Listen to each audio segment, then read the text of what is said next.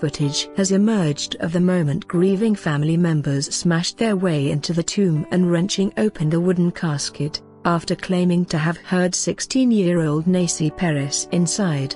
Relatives claimed they then found the glass viewing window on her coffin had been smashed and the tips of her fingers covered in bruises. But despite efforts to revive her, medics found no signs of life and she was later returned to the cemetery and reburied in the same mausoleum. Neysi Perez, who was 3 months pregnant, reportedly fell unconscious after waking up in the night to use the outside toilet at her home in Entrada, western Honduras. It was believed she may have collapsed in an apparent panic attack after hearing a burst of gunfire. But when the teenager started foaming at the mouth, her religious parents called the local priest, believing she had become possessed by an evil spirit. Relatives told how the priest tried to exorcise her, but she later became lifeless and was rushed to hospital, where 3 hours later doctors declared her dead. Neysi Perez was buried in the wedding dress she had recently used to get married.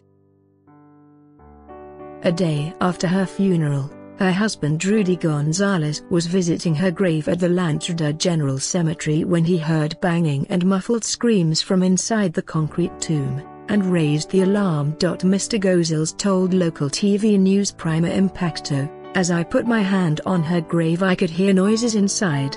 I heard banging, then I heard her voice. She was screaming for help. It had already been a day since we buried her. I couldn't believe it. I was ecstatic, full of hope." Cemetery worker Jesus Villanueva said he had also heard noises coming from the grave. He said, "I convinced myself that the screams were coming from somewhere else. I never imagined that there was someone alive in there." That afternoon the girl's husband came to me begging me to get her out because she was alive. He was hysterical.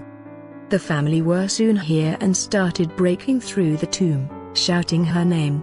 Neysi Perez was taken by truck to the nearest hospital in San Pedro Sula, where she was carried in still inside her coffin. But although medics tried to revive her, all the tests they carried out showed that she was clinically dead.